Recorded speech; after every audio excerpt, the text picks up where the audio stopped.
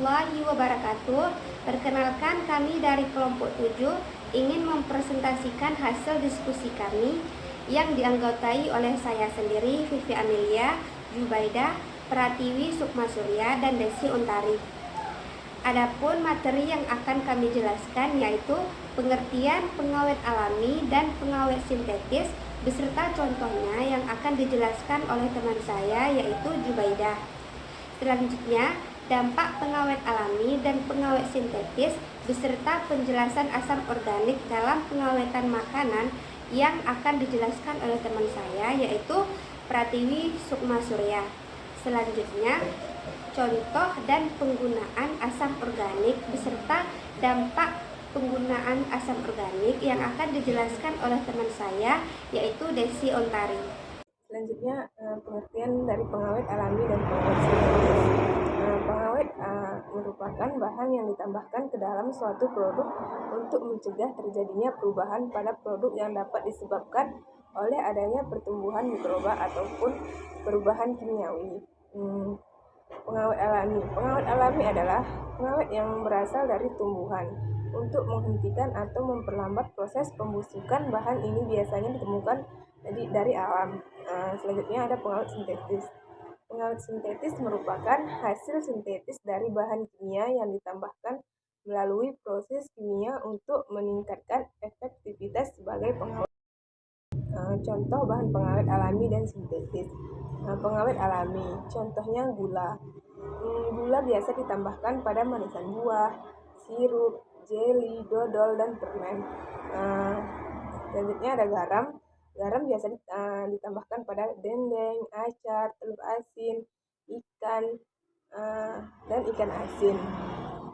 Selanjutnya jeruk atau asam citrat.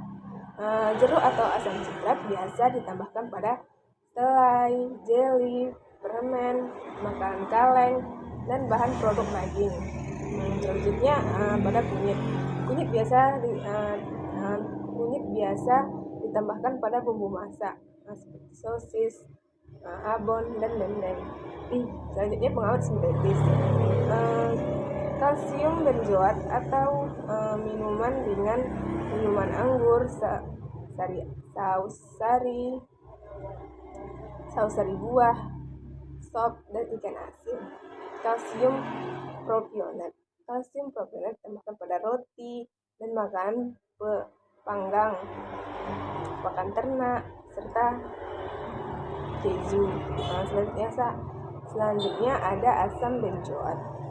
Biasa ditambahkan pada salad, acar, saus atau bumbu, dan jus buah. Dan yang terakhir ada sulfur